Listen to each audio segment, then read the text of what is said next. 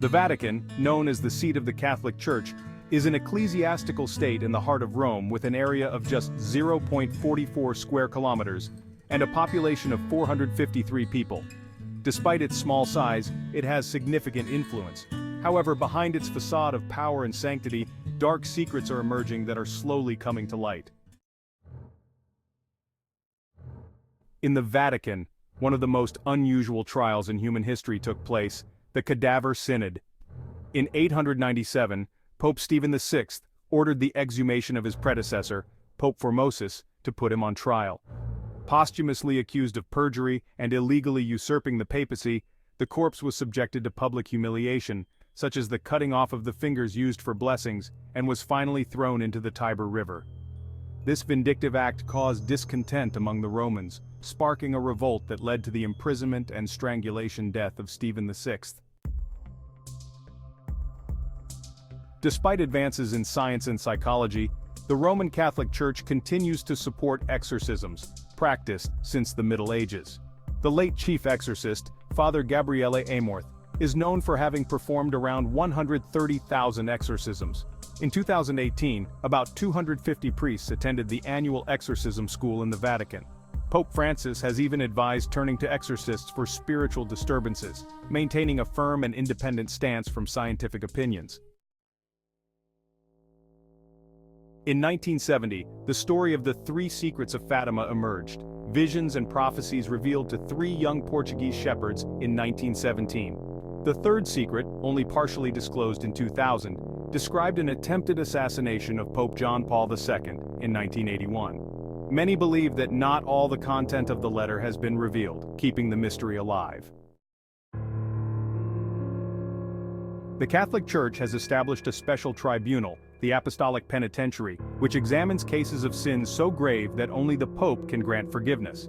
This tribunal, unknown until 2009, judges crimes like attempts to assassinate the Pope, disclosure of confessional identities and sexual behaviors of priests. The decisions are shrouded in secrecy, leaving uncertain which crimes were treated and what their outcomes were. During World War II, the Vatican remained inert in the face of Nazi crimes, facilitating the escape of thousands of war criminals through the so-called rat lines.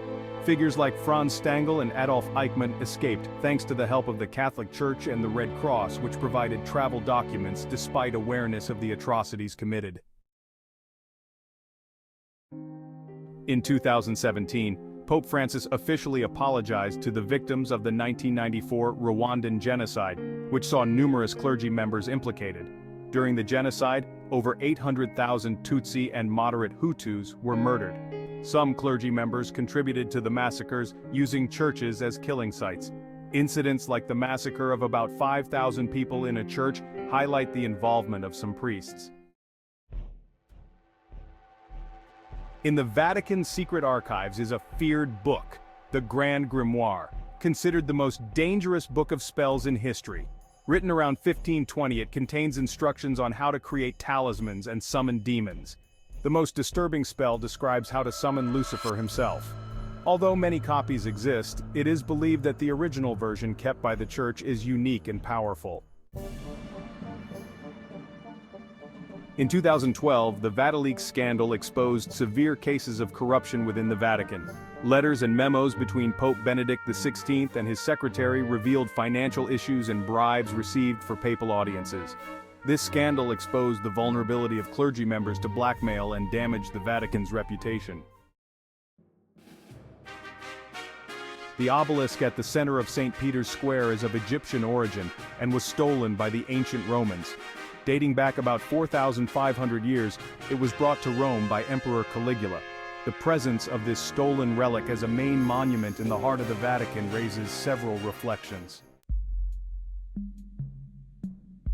For decades, there have been rumors that Jesus was married. A 6th century manuscript known as the Lost Gospel suggests that Jesus might have married Mary Magdalene. This text, kept in the British Library, describes Jesus as an ordinary person who might have had children. The Church reacted cautiously to this discovery, considering it controversial and unreliable.